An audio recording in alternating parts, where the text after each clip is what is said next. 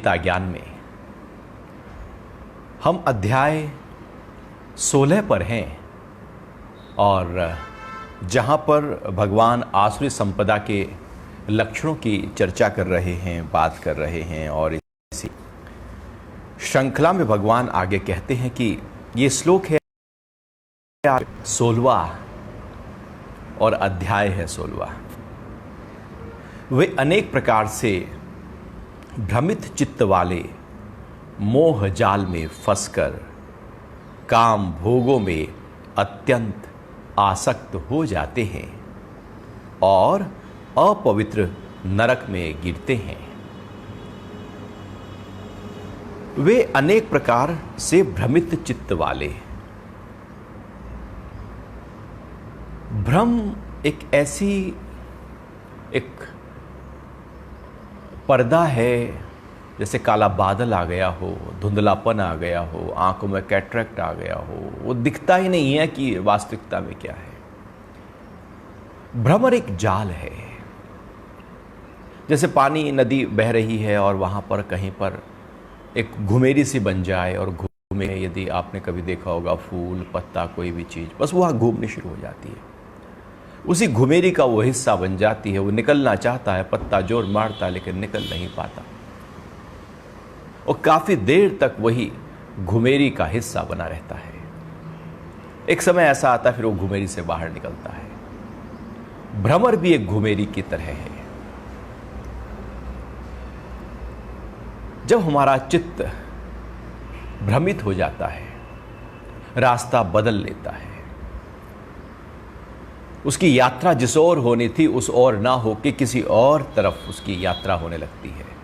जैसे हम रास्ते में जा रहे हैं और फिर कहते हैं रास्ता भूल गए, भ्रमित हो गए।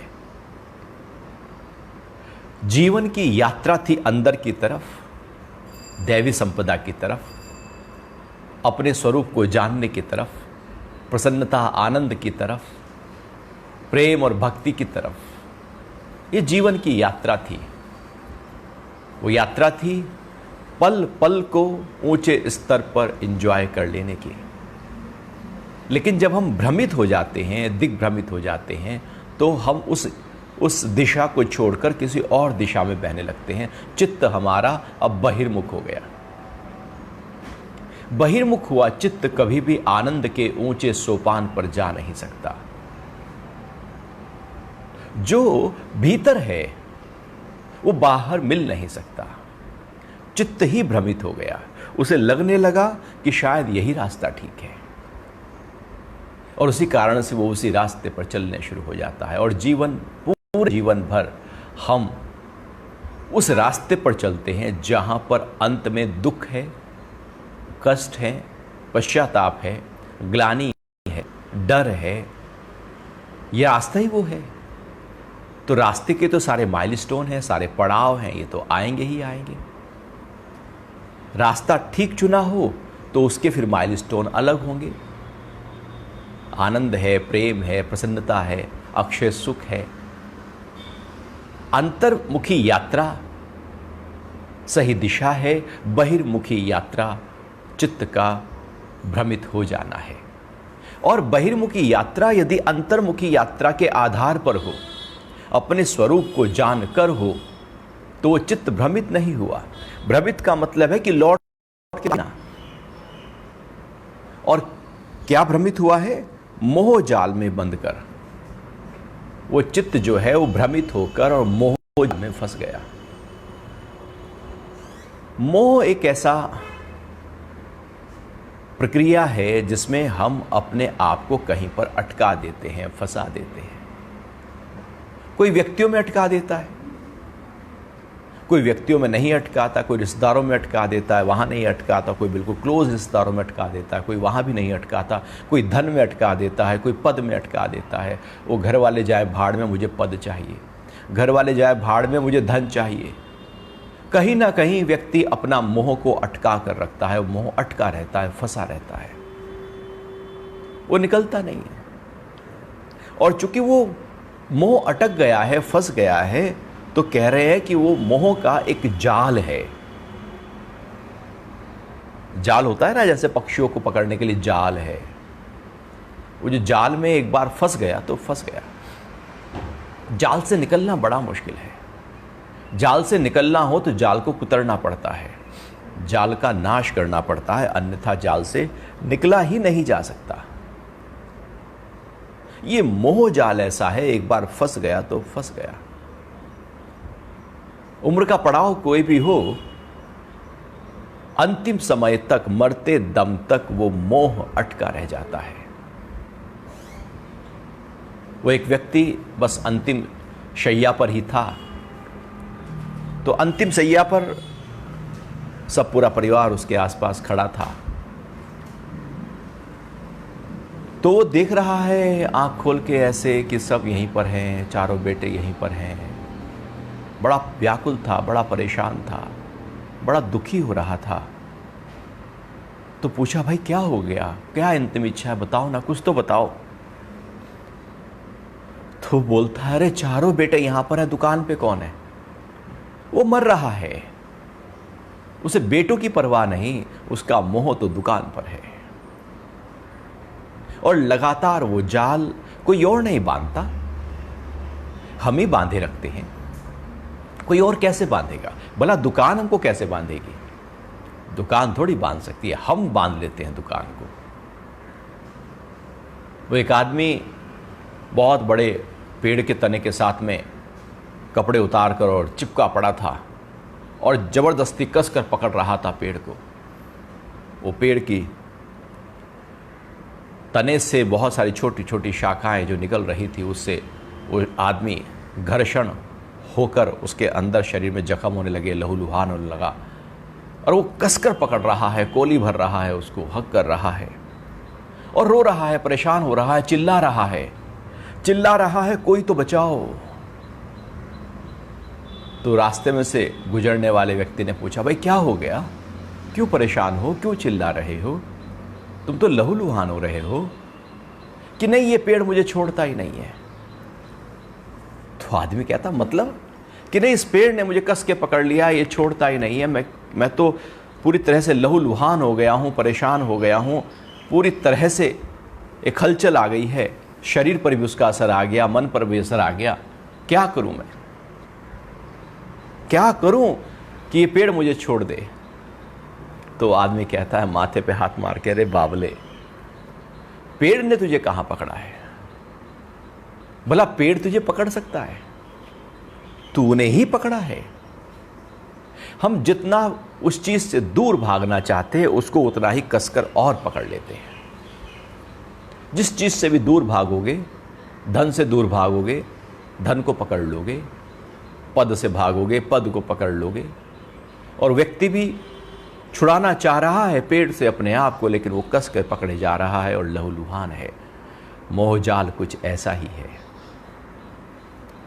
हम भी पकड़े रहते हैं, छोड़ते ही नहीं, लहूलुहान हुए जा रहे हैं, दुखी हुए जा रहे हैं, परेशान हुए जा रहे हैं, जीवन बिखरा जा रहा है, समय बीता जा रहा है, पल पल की सांसें निकली जा रही हैं, उम्र लगातार घटती जा रही है, बढ़ तो कुछ भी नहीं रहा, सब घट रहा है।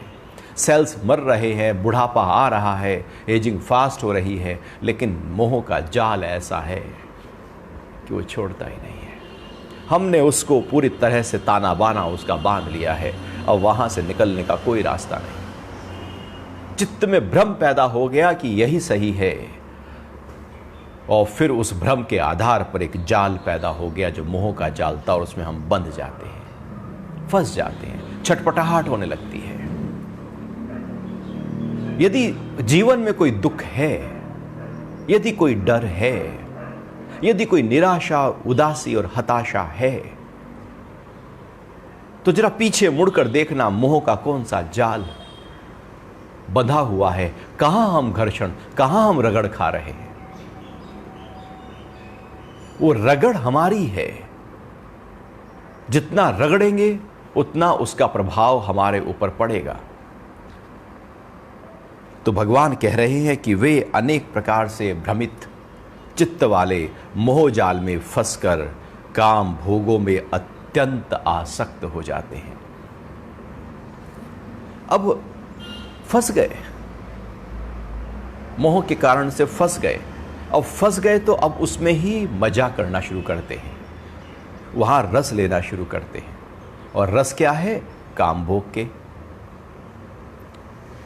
हमें लगता है कि कोई भी काम, कोई भी भोग, कोई भी विकार हमको आनंद देता है। आप क्रोध में आ जाओ, आपको लगता है वाह क्या क्रोध किया मैंने, आज तो डांट के ही छोड़ा, आज तो पूरा मजा चखा दिया, आज तो उसकी ऐसी तैसी कर दी। उसकी हुई ही नहीं हुई, आपको क्या पता वो हिला या नहीं हिला, वो परेशान हुआ या नहीं हुआ, आपको क्या पता। वो जो हुआ सो हुआ, आप क्या हुए? आप हिले, आप ना हिलो, क्रोध करके दिखाओ तो क्रोध ठीक है।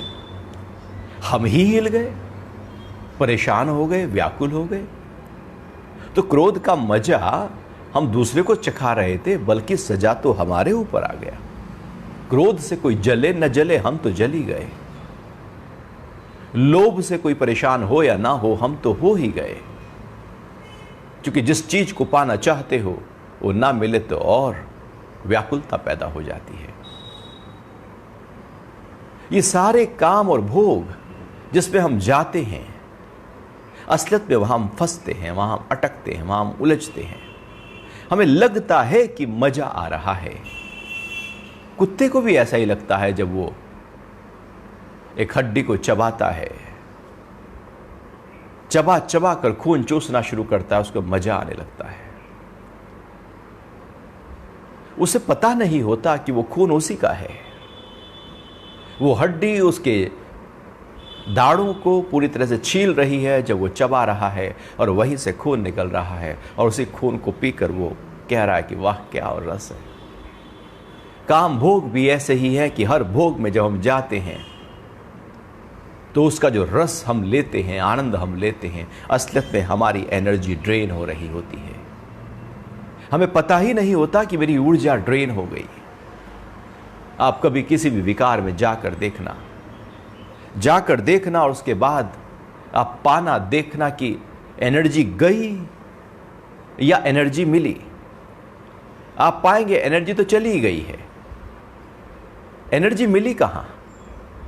आप ज्यादा पिक्चर देख लो, आप थकान महसूस करोगे। आप किसी काम भोग में चले जाओ, आप थकान महसूस करोगे।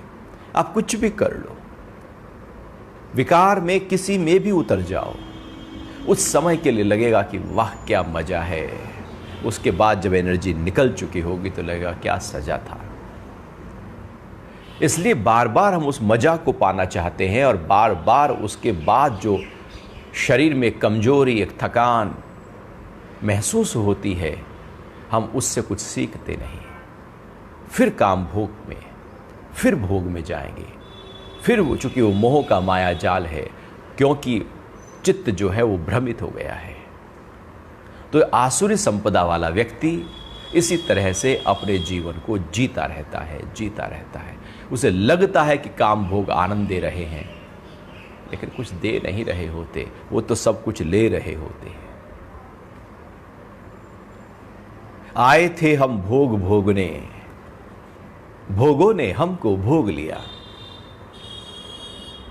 व्यक्ति भोग भोगता है, सब भोगते हैं।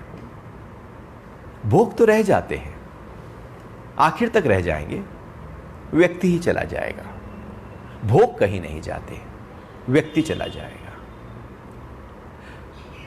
भोग जिसमें ऊर्जा ड्रेन हो, योग जिसमें ऊर्जा का संचय हो।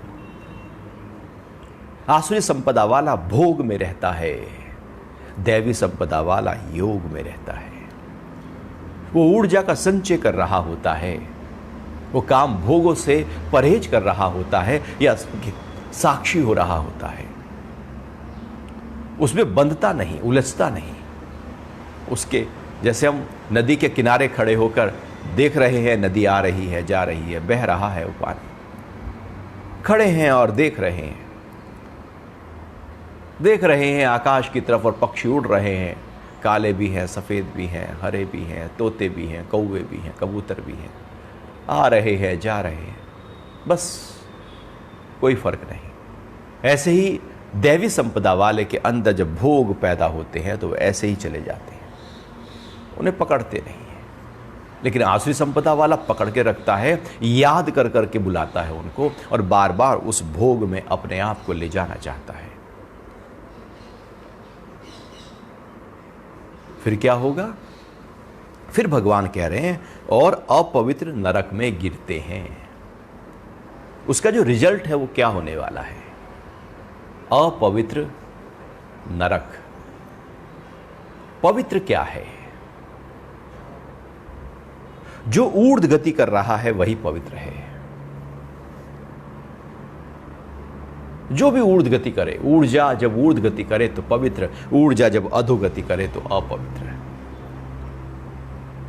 शरीर में भी जब ऊर्ध्व ऊपर के चक्रों की तरफ ऊर्जा बहे तो पवित्र हो जाती है, और जब नीचे के चक्रों की तरफ केवल मूलाधार और स्वादिष्टान में बहे तो ऊर्जा अपवित्र हो जाती है, क्योंकि वहां पर भोग है, खाना है, सोना है, अपवित्र है।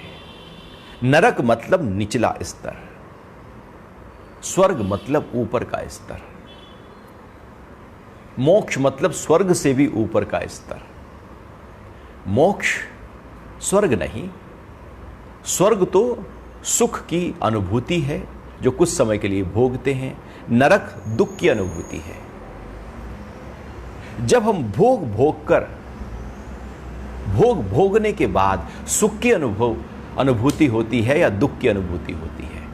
जब भोग रहे होते हैं तो सुख की अनुभूति लगती है,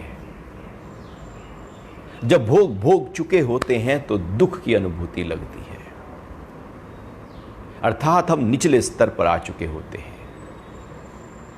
नीचे की तरफ जहां हम हैं उससे नीचे आना ही नरक है, जहां हम हैं उससे ऊपर जाना ही स्वर्ग है। इसलिए दुख मन को नीचे की तरफ लाने, जब मन नीचे आ गया तो समझो दुख, मन जब ऊपर चला गया तो समझो सुख। ऊर्जा जब ऊपर की तरफ बहे तो सुख की अनुभूति होती है, बिखर कर नीचे की तरफ बह जाए तो दुख की अनुभूति होती है। ऊपर के स्तर पर स्वर्ग है और निचले स्तर पर नरक है। जो निचले स्तर हैं, जितना हम काम भोगों की तरफ जाएंगे उतना ही नीचे नीचे नीचे गिरते चले जाएंगे। नरक के भी नीचे 7 पायदान है जो हमारे मूलाधार चक्र से नीचे की तरफ होते हैं। जैसे 7 लोक हैं जो ऊर्ध्व लोक हैं, जिनको चक्र कहा जाता है। मूलाधार, स्वादिष्टान, मणिपुर, अनाहत, विशुद्ध, आज्ञा, सहस्रार, ये 7 अधोलोक हैं, ऊर्ध्वलोक हैं। 7 ऐसे ही अधोलोक हैं जो मूलाधार चक्र से नीचे अतल, वितल, सुतल, तलातल, रसातल, महातल, पाताल। सबसे नीचे पैर के अंगूठे में पाताल है। अर्थात ऊर्जा कितने निचले चली गई।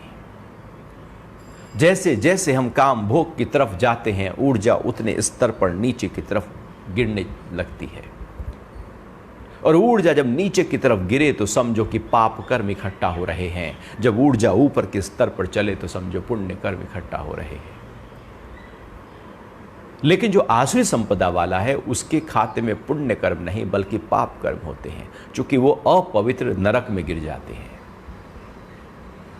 अपवित्र नरक का मतलब यह भी है कि जब ऊर्जा निचले स्तर पर गिरी है तो चित्त में बहुत सारे संस्कार इकट्ठा हुए हैं, और फिर उन संस्कारों को भोगने के लिए नया जन्म खड़ा है।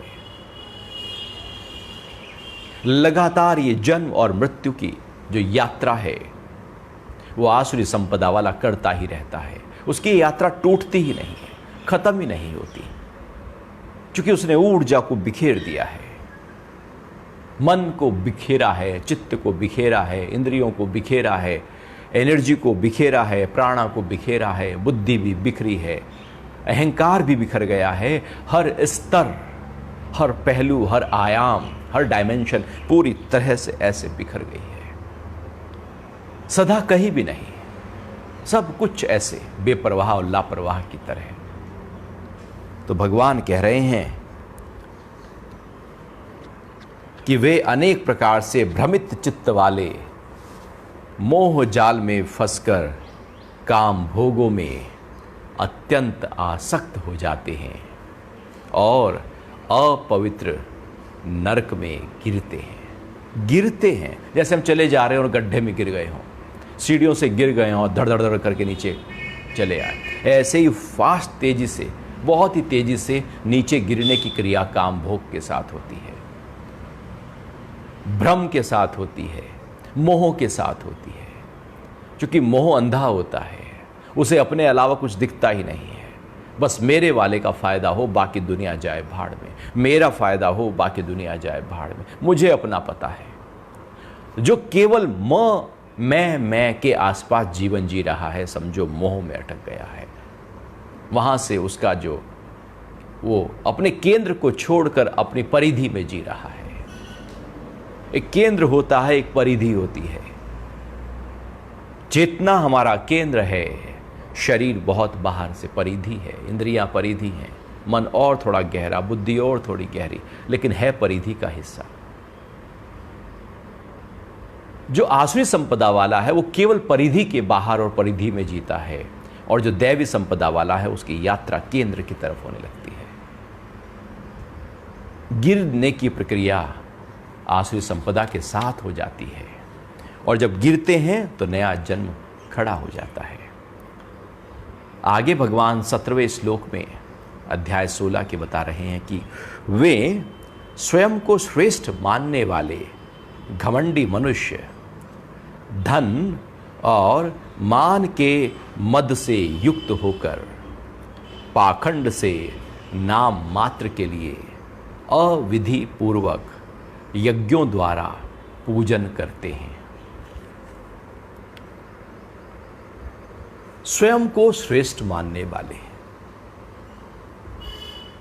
आसुरी संपदा वाला अपने से बड़ा किसी को नहीं समझता, वो कहता है भैया बस मैं ही हूं। दैवी संपदा वाला अपने को कुछ मानता ही नहीं है, मैं हूं ही नहीं, जो है वो परमात्मा है। आसुरी संपदा वाला कहता है मेरे से बढ़कर कोई नहीं, परमात्मा भी मेरे से बढ़कर नहीं, मैं ही सर्वश्रेष्ठ हूं, मैं ही बेहतर हूं, मैं ही ऊंचा हूं। दुर्योधन भी तो कृष्ण से यही कह रहा था ना कि मैं ही तो हूं ऊंचा, तुम क्या हो। वो अपने को ही श्रेष्ठ मानने लगता है। और भगवान कृष्ण को बंदी बना रहा है जब वो शांति का प्रस्ताव लेकर आते हैं। अपने को वो ज्यादा बाहुबली समझ रहा है, वो समझ रहा है कि मेरे से ज्यादा बल नहीं।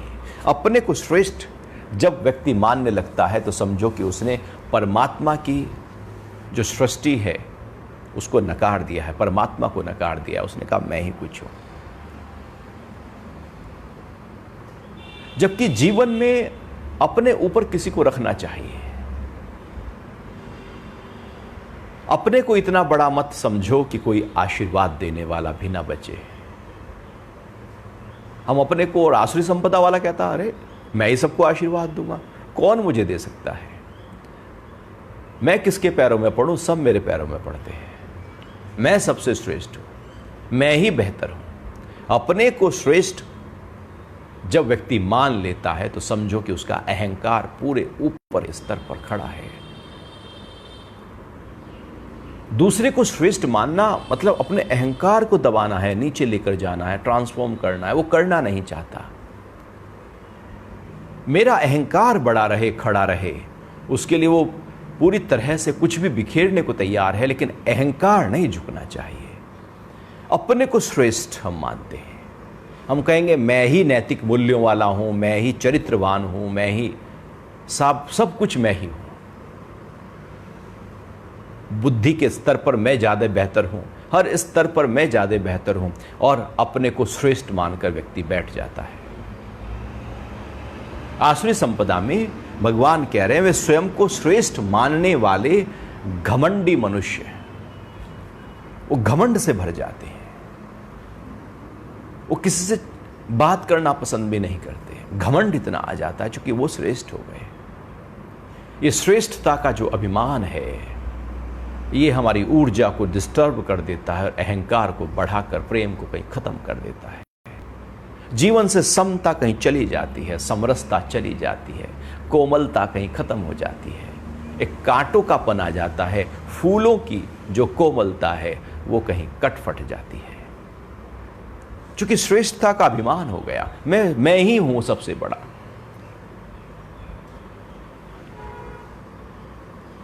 धन और मान के मद से युक्त होकर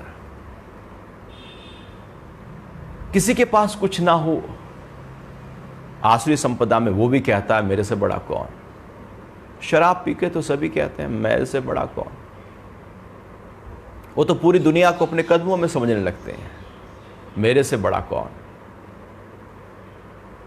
ऐसे ही जब धन का मद आता है तो कहता है व्यक्ति मेरे से बड़ा कौन, अपने को ही बड़ा समझने लगता है कुछ भी नहीं, हवा का एक झोंका, तिनकों का ढेर उड़ाकर चला जाएगा, पता भी नहीं लगेगा, फिर भी हम कहते हैं मेरे से बड़ा कौन। भगवान कह रहे हैं ये धन और मान का जो मद है वो घमंडी मनुष्य अपने अंदर किए रहते हैं। थोड़ा सा धन आ जाए और बस कुछ लोग मान सम्मान करने लगे, एक मद आ जाता है, मदहोश हो जाता है व्यक्ति। वास्तविकता में नहीं है, लेकिन उसने अपने ऊपर एक ऐसा आवरण डाल लिया है कि बस मैं ही सबसे ऊंचा हूं। घमंड से वो पूरी तरह से भरा होता है और कहता है मेरे में तो कोई घमंड नहीं है। वो आरती गाएगा, हे भगवान तेरा तुझको अर्पण क्या लागे मेरा। आरती गानी नहीं है, उस भाव में अपने आप को पल पल रखना है। लेकिन हमारा धन का जो मद है वो तो हमसे निकलता ही नहीं है, जाता ही नहीं है, क्योंकि वो तो जाकर बुद्धि में भी चिपक गया, अहंकार में भी चिपक गया, मन में भी चिपक गया, हमारे हाव भाव में चिपक गया। हर जगह पर स्थूल स्तर से लेकर सूक्ष्म स्तर तक उसकी मेमोरी, धन की मेमोरी हमने गाड़ दी है। और साथ साथ यदि मान हो गया हो तो बस एक तो कड़वा, ऊपर से नीम चढ़ा, धन भी हो और मान भी हो जाए। क्योंकि जब धन आता है तो व्यक्ति उस धन को दान करके मान पाना चाहता है। अब धन ने जितना कुछ जीवन में करना था कर दिया, अब धन से और रस नहीं आएगा, अब रस आएगा मान से। इसलिए उस धन का वो ऐसा प्रयोग करते हैं जिससे मान सम्मान बढ़ जाए सोसाइटी में। अब धन से जितना कुछ रस लेना था ले चुके हैं, अब आगे रस लेना है तो धन का प्रयोग करके अब मान का रस लिया जाएगा, सम्मान का रस लिया जाएगा। तो धन और मान का जो मद है व्यक्ति को मदहोश कर देता है, उसको अंधा कर देता है। और भगवान कह रहे हैं कि वो घमंडी हो जाता है व्यक्ति, उसके अंदर घमंड आ जाता है। घमंड से भरा हुआ व्यक्ति किसी को अपने पास रखना नहीं चाहता, बात करना नहीं चाहता, अपने इनर सर्किल में आने नहीं देना चाहता, वो दूरी बनाना चाहता है। बस दूर रहो, मेरे पास कैसे आ गए तुम। इसलिए जो घमंड से भरा हुआ है उसके आप पास नजदीक जाकर देखो, वो जाने नहीं देगा अपने नजदीक, वो घमंड से भरा है।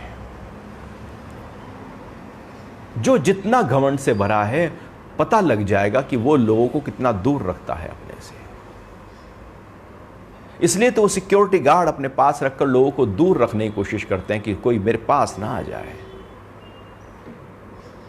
क्योंकि घमंड इतना बढ़ गया कि कोई मेरे दायरे में, मेरे इनर सर्किल में कोई कैसे एंटर कर सकता है, मेरे ओरा में कोई कैसे एंटर कर जाए, फिर मेरा घमंड तो कमजोर हो गया। घमंड से भरा हुआ व्यक्ति केवल अपने को देखता है। फिर घमंड के साथ धन और मान हो जाए तो बस फिर तो कहने ही क्या है। और फिर कह रहे हैं भगवान छोड़ नहीं रहे हैं, एक अच्छी तरह से आसुरी संपदा वालों की क्लास ले रहे हैं। पाखंड से नाम मात्र के लिए अविधि पूर्वक यज्ञों द्वारा पूजन करते हैं। पाखंड होता है उनका सारा कृत्य, वो केवल दिखावा है, केवल दिखावा। वो जो करेंगे दिखावा होगा। वो भगवान के मंदिर में भी जाएंगे, दिखावा। वो थाली भी लेकर जाएंगे तो दिखावा है, क्योंकि उस जाएंगे और कुछ मांग लाएंगे। हे प्रभु, तूने मुझे इतना दे दिया, ये ले। वो प्रसाद, वो कुछ दे आएंगे वहां पर 11 रुपये 21 रुपया। वो सब कुछ अविधि पूर्वक करेंगे। जब भक्ति का भाव प्रबल ना हो तो भगवान के लिए किए गए हर कृत्य अविधि पूर्वक होते हैं, और जब भक्ति ही भक्ति प्रबल हो जाए तो सब कृत्य विधि पूर्वक होते हैं। आश्रित संपदा वाला तो मद में है, वो तो धन के मद में है। वो तो जब कुछ मंदिर में भगवान के लिए, गुरु के लिए कुछ लेकर भी जाएगा तो वो कहीं ना कहीं दर्शा देगा कि मैं तो लेकर आया हूं। वो धन का मद उसके सिर पर चढ़कर नाच रहा है। उसके द्वारा हो रहे सारे कृत्य अविधि पूर्वक हो रहे हैं। और ये जो अविधि पूर्वक यज्ञ व्यक्ति करने लगता है वो केवल नाम मात्र के हैं। नाम मात्र के इसलिए हैं क्योंकि अब उसको मान और चाहिए। यज्ञ के लिए यज्ञ नहीं हो रहा है, मंदिर जाने के लिए मंदिर नहीं जा रहे हैं। भला हम कहां भगवान को पाने के लिए मंदिर जाते हैं? हम तो भगवान से कुछ मांगने के लिए मंदिर जाते हैं। भगवान को ही पालो। हम गुरु के पास भी गुरु के ज्ञान के लिए थोड़ी जाते हैं, कुछ और चीज के लिए चले जाते हैं।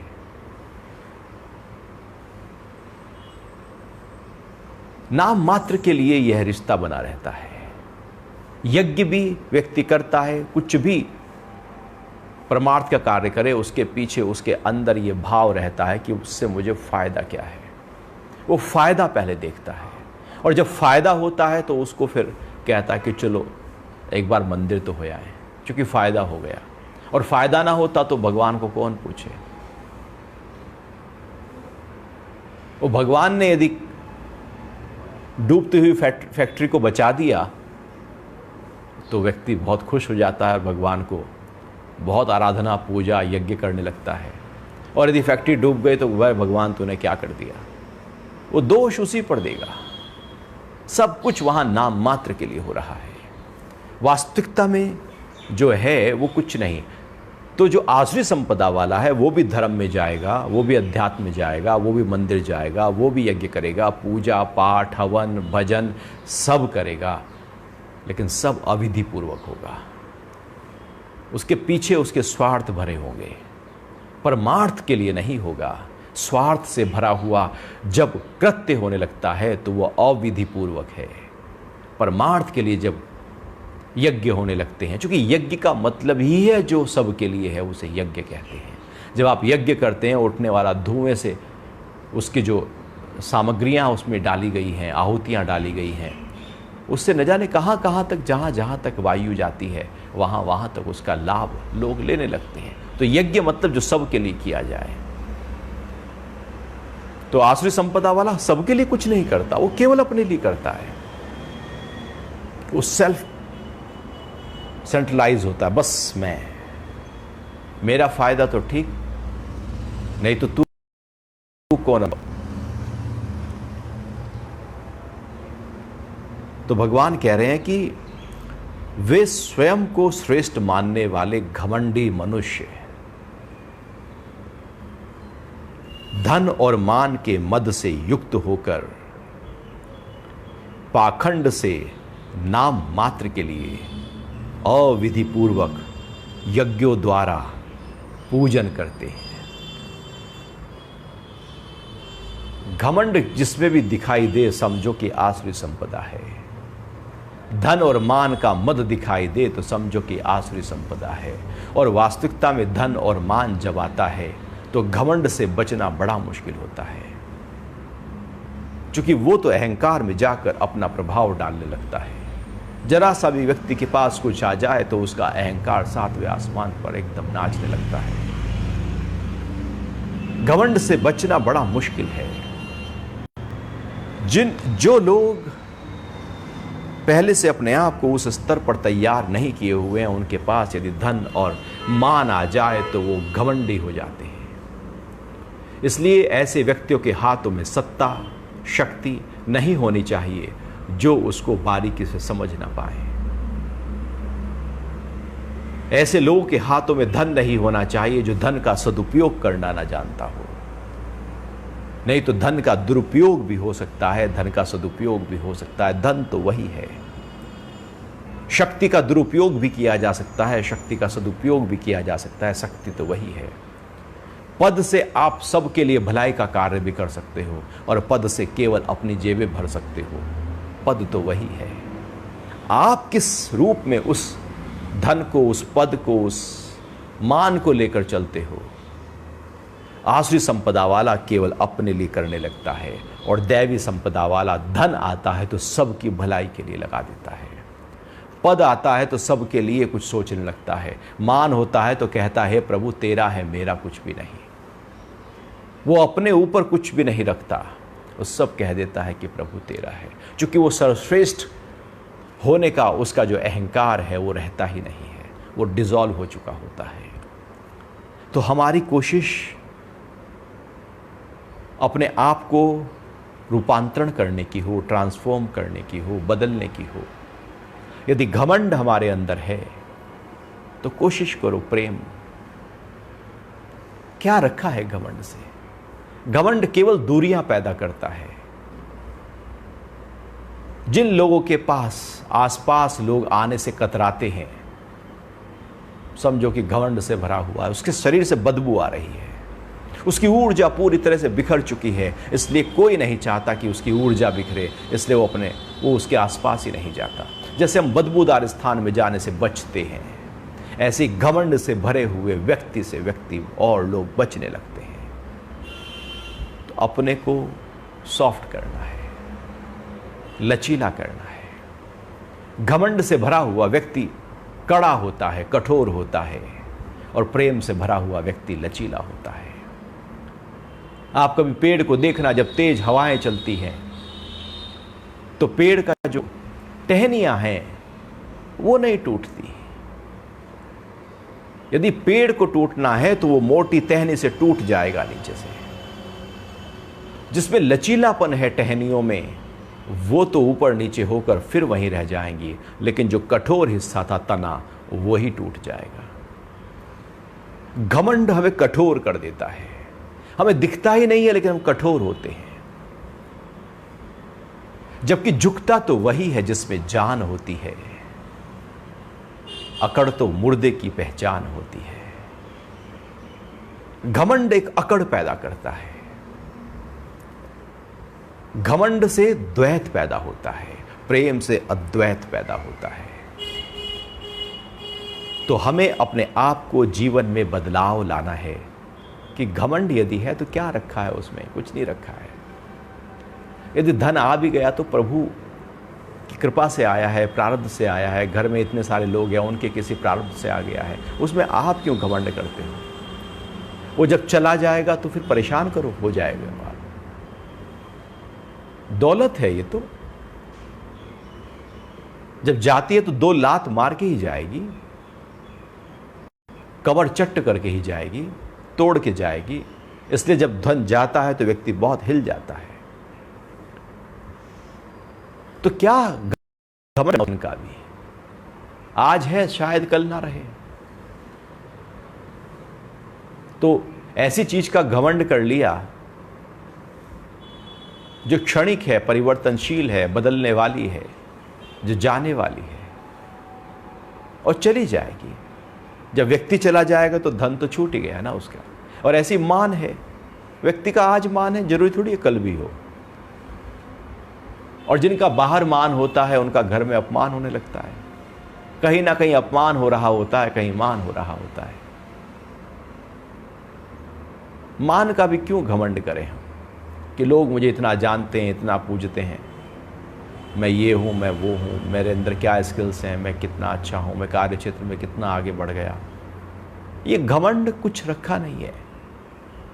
जब हम घमंड करते हैं तो जैसे तूफान पेड़ के तने को तोड़ देता है, ऐसे घमंड करने वाले व्यक्ति का घमंड टूटता जरूर है, और जब वो टूटता है तो व्यक्ति को पूरी तरह से तोड़कर चला जाता है। जब जब घमंड करोगे, प्रकृति आकर तोड़ के चली जाएगी। जब भी जीवन में कुछ ज्यादा बड़ी हलचल पैदा हुई हो, आप उससे पहले देखना कि घमंड तो नहीं आ गया था। आप देखना कि कुछ घमंड चल रहा था अंदर भीतर, कुछ मद चल रहा था, प्रकृति ने उसको तोड़ा है। कहा है तू है क्या। हम अपने को घमंड में सबसे बड़ा समझते हैं। प्रकृति कहती तू किस खेत की मूली है, कुछ भी नहीं है, एक हवा का झोंका है, जरा सा तेज से मार दिया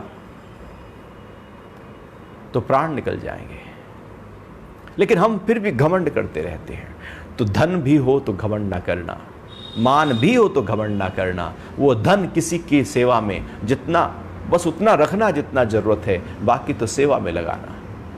उस मान को भी सेवा में लगाना, नहीं तो घमंड बढ़ जाएगा, और जब घमंड बढ़ जाएगा तो फिर अपवित्र नरक में हम नीचे गिरने लगेंगे, हमारा डाउनफॉल शुरू हो जाएगा। तो इसलिए कोशिश करें कि आसुरी संपदा के लक्षण जब हमारे अंदर प्रकट हों तो उनको धीरे धीरे हटाओ, उनकी सफाई करो, उनकी छटनी करो, उनको हटाते जाओ। वो फिर प्रकट होने लगेंगे, फिर हटाते जाओ। वो प्रकट होते जाएंगे, आप हटाते जाओ। आसुरी संपदा के लक्षण प्रकट हैं ही हैं, दैवी संपदा के लक्षण प्रकट करने होते हैं, उभारने होते हैं। इसके लिए साधना की आवश्यकता होती है। नहीं तो आप बिखर जाओ तो बिखर आइए, घर तो गंदा हो ही जाएगा,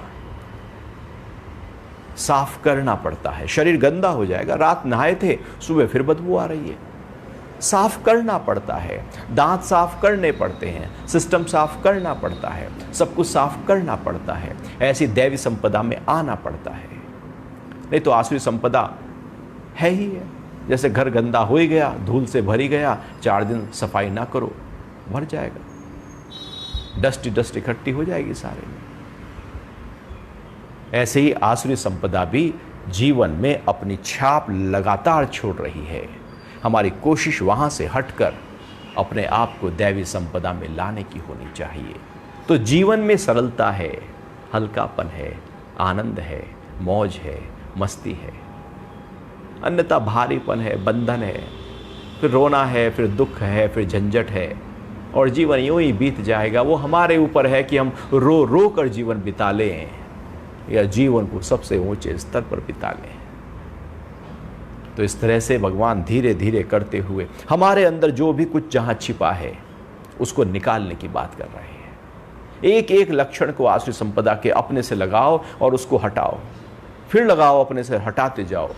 सारे नासूरों को हटा दो, जितने भी कांटे हैं अंदर आसुरी संपदा के जो चुभे हुए हैं और लगातार परेशान कर रहे हैं, उनको हटाते जाओ।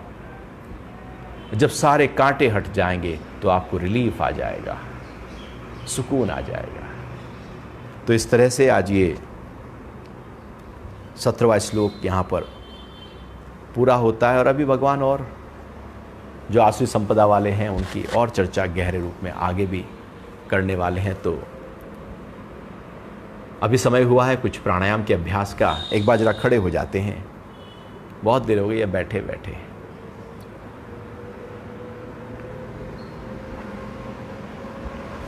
अंगुलियां फंसा लो जरा, हथेलियां पलटे, कोहनियों को सीधा करें, सांस भरते हैं और धीरे से उठा दो, ऊपर की ओर खींच लो।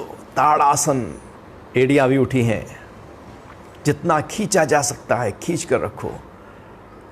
कंधे और उठे हुए, हाथ और हुए, हाथ थोड़े और पीछे, लगातार पड़ता हुआ खिंचाव अनुभव करें और खींचे खींचे खींचे, रोकें, पूरा खींचें और रोकें, थोड़े से पीछे, हाँ, और धीरे से वापस हाथों को नीचे ले आए। जरा कंधों को ऊपर नीचे घुमा लो, खोल लो अपने कंधों को, फिर ऐसी बदल कर भी पूरा खोल लेते हैं। बहुत अच्छा। हाथ जरा साइड में फैला दीजिएगा और अपने हाथों को जरा गोल गोल घुमाओ। बहुत अच्छा। इससे कंधे मजबूत होंगे, पूरे हाथों को ताकत मिलेगी, हमारे गर्दन की, पीठ की और छाती की मांसपेशियों को बल मिलेगा। फिर बदल कर भी इसी तरह से अपने हाथों को घुमा लीजिएगा। हाथ कंधों के ऊपर रख लें और अब पूरी कोहनियों को आगे मिलाएं, ऊपर उठाएं, सांस भरकर पीछे ले जाएं नीचे, फिर पूरा उठाते हुए खोलते हुए अपने कंधों को, जिससे एक हल्कापन आ जाए, लंग्स और अच्छी तरह से फैल जाएं, सक्रिय हो जाएं। और फिर बदल कर भी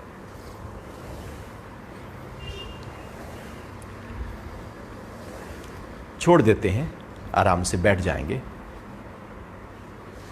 बैठ जाएं कुछ प्राणायाम का अभ्यास करने के लिए। आज सबसे पहला अभ्यास करेंगे डीप ब्रीदिंग, दीर्घ श्वसन। सीधे बैठे हैं, बंद आंखें हैं, ध्यान सांसों पर है। सांसों पर ध्यान लाकर सांस को लंबा गहरा भरना शुरू करें। पूरा सांस भरें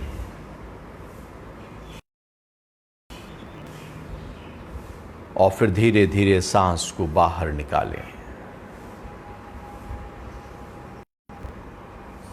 पूरा निकालना, दुगना समय लगाते हुए निकालना। फिर से भरना शुरू करें। पूरा भर लेना और फिर पूरा सांस निकाल देना।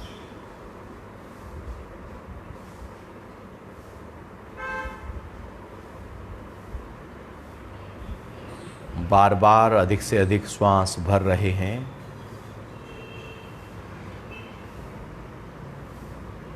और निकाल रहे हैं।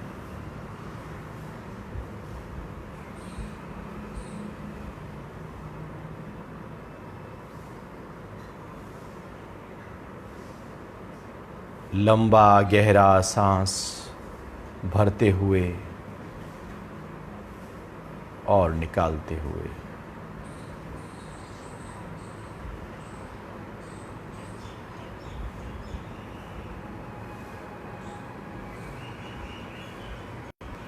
ध्यान सांसों पर टिकाए रखें। इतना भरें कि लगे और भर नहीं सकते। वो श्वास पेट में, डायाफ्राम पूरी तरह से प्रेशर डाले नीचे की तरफ, स्टमक फैल जाए, लंग्स भी पूरी तरह फैल जाएं।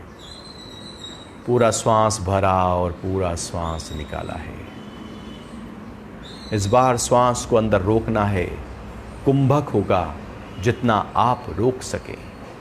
सांस भरने और निकालने में अनुपात वही 1:2 रहेगा। सांस रोकने की जो समय है वो आपके सुविधा अनुसार, शक्ति अनुसार, सामर्थ्य अनुसार हो। सीधे बैठे, सांस भर लीजिए। भरते जाओ, भरते जाओ, पूरा सांस भर लें। रोककर बैठ जाएं। ठहर जाएं, हल्के हो जाएं, शांत हो जाएं।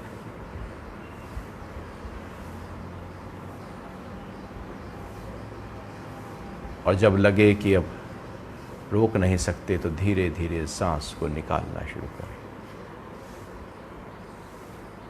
निकालते जाएं, निकालते जाएं। धीरे धीरे पूरा सांस निकाल दें। फिर से भरना शुरू करें।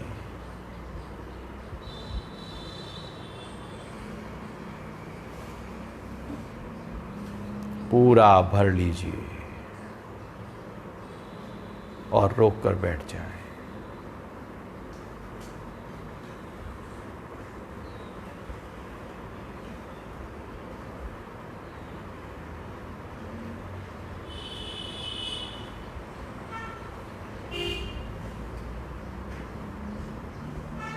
फिर धीरे धीरे सांस को निकाल दीजिए। अधिक से अधिक प्राणों को अपने शरीर में भरा जा रहा है, जिससे पूरा शरीर प्राणों से भर जाए, ऑक्सीजन का स्तर शरीर में बढ़ने लगे। छोड़ देते हैं। अनुलोम विलोम प्राणायाम के लिए सीधे हाथ की प्राणायाम मुद्रा नाक पर ले जाकर राइट नोस्ट्रल को बंद करें। लेफ्ट से श्वास को बाहर निकाल दें। फिर लेफ्ट से ही श्वास भरना, धीमा, गहरा, लंबा। पूरा भरकर लेफ्ट को बंद करके राइट से निकाल देना।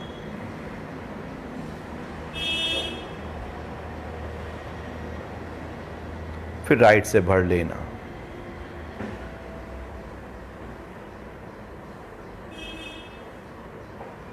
और लेफ्ट से निकाल देना।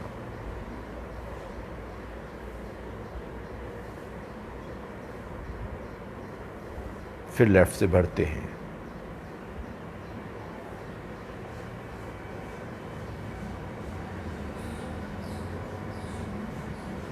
अधिक से अधिक श्वासों को भरकर निकाला जा रहा है।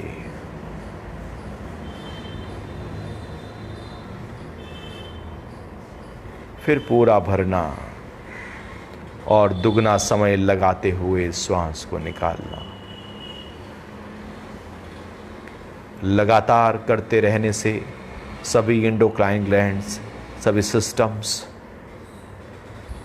सक्रिय हो उठते हैं, स्वस्थ और संतुलित हो जाते हैं। सोचने समझने की, निर्णय लेने की सृजनात्मकता, रचनात्मकता बढ़ने लगती है। धैर्य बढ़ जाता है।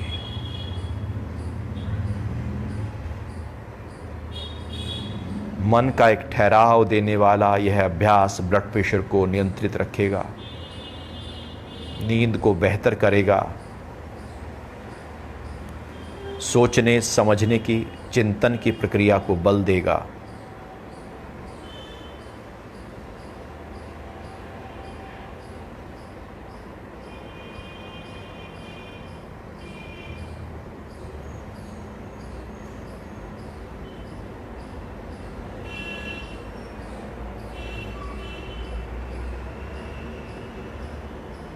तो एक से भरा, दूसरे से निकला, दूसरे से भरा, पहले से निकला। लगातार यह अभ्यास हमने किया। अब राइट से भरकर लेफ्ट से निकाल दीजिए। हाथ नीचे, आंखें बंद हैं।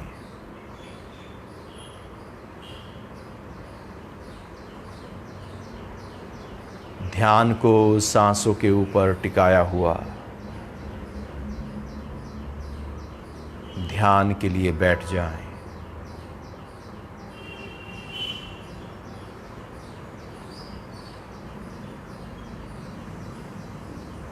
अनुभव करते हुए सांसों को। सांस कब आया, कब गया।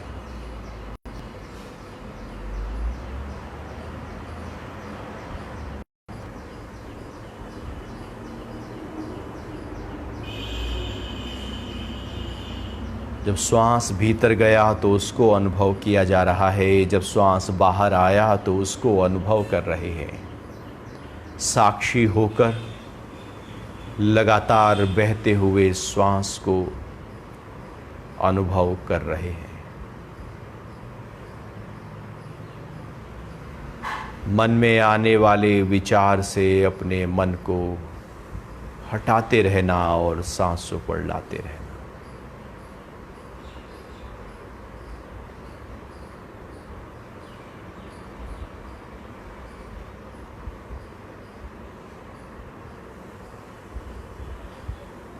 धीरे धीरे करता हुआ मन और गहरा ठहरने लगेगा।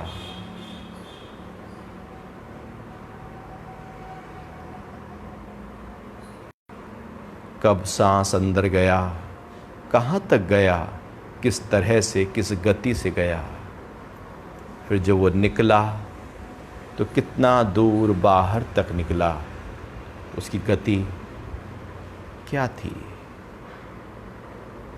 अनुभव किया जा रहा है कि सांस जब भर रहे हैं तो ठंडकपन है, निकल रहा है तो गर्माहट है।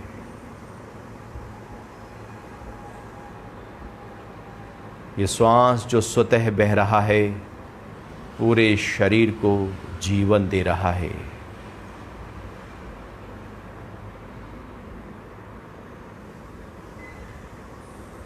और हम साक्षी होकर सांसों की क्रियाओं को लगातार एकाग्रता और प्रेम से देख रहे हैं,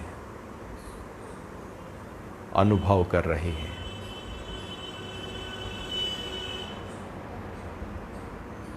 आंखें बंद हैं, मन विचारों से हटकर सांसों पर टिका है, शरीर का हिलना डुलना बंद है,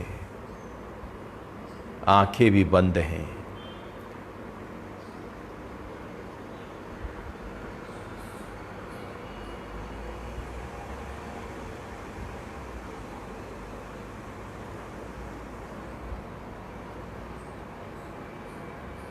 एक ठहराव आ गया, एक स्थिरता आ गई।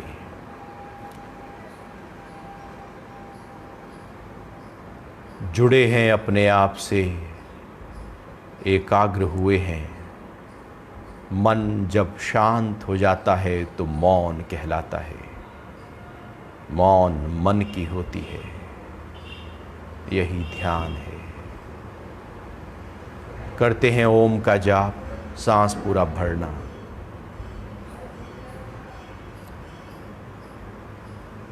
ओ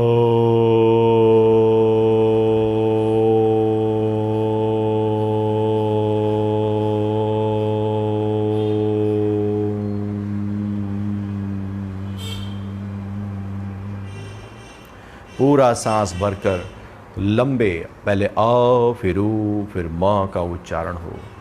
सांस भर लीजिए।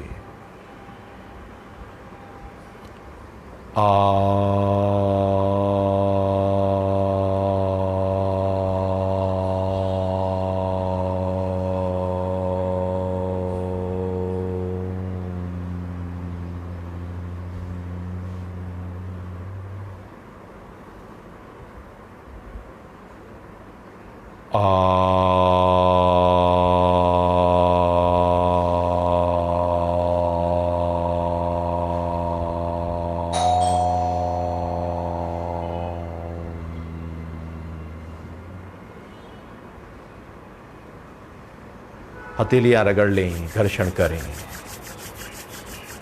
हथेलियाँ गर्म कर लें और आंखों के ऊपर रख लीजिएगा, ढक लीजिएगा अपनी आंखों को। हथेलियाँ हटा लेते हैं। हरि ओम। आज के लिए इतना ही रखते हैं। जय श्री कृष्णा। हरि ओम।